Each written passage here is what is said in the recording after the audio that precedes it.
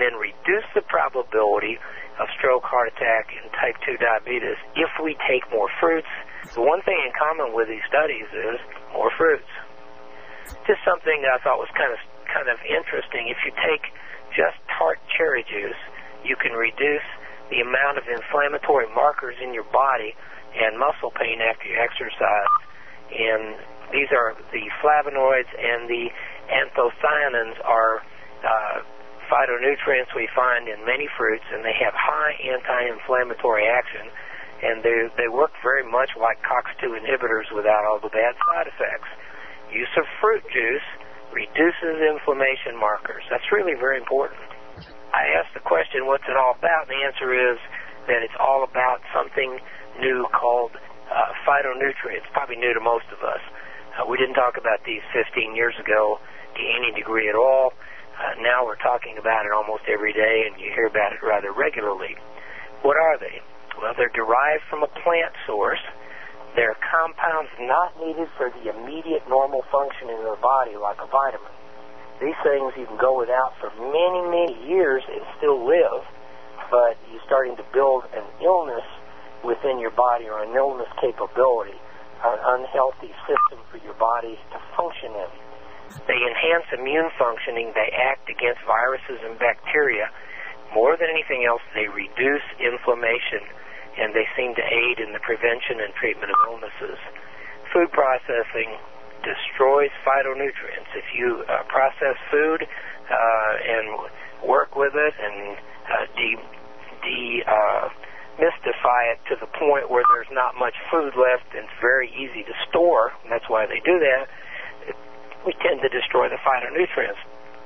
The flash pasteurization, that is pasteurizing something in 15 seconds very quickly, and then at the same time you can also freeze things very quickly right after they are picked, remembering that fruits and vegetables start to deteriorate in terms of their phytonutrient value the second they are picked. So you got to get these within 48 hours or they're not worth much.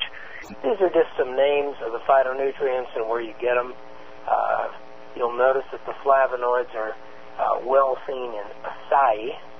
What's interesting is that the acai is one of the most unique fruits or beans on the face of the earth. It's just extremely interesting. We'll talk a little bit about what it is and what we've got with it. You've got the phenolic acids, resveratrol, and the rest. These are all just names that you can see that fruits have them. The more fruits you eat, the more of these phytonutrients you get. You don't want to just eat bananas every day because you only get one kind of phytonutrient, or maybe several, but not enough. You want a wide variety of them. That's why the product was designed, actually. The acai was found wild in the rainforests of Brazil. Now, wild is now more important than organic.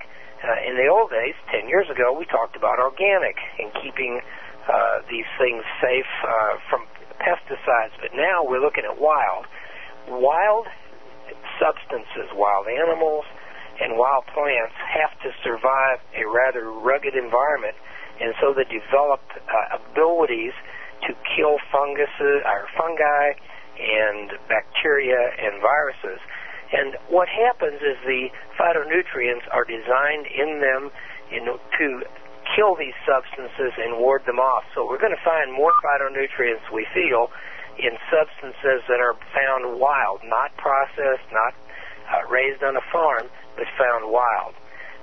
An ORAC score is a score that tells you how much antioxidant capability the substance has. To give you an example, until recently, until we discovered the acai bean, we found out quite surprisingly that the cranberry had the highest ORAC score. This is a score of, it stands for oxygen radical absorbance capacity, and it is a score that sort of tells you this is the best antioxidant, anti-inflammatory substance.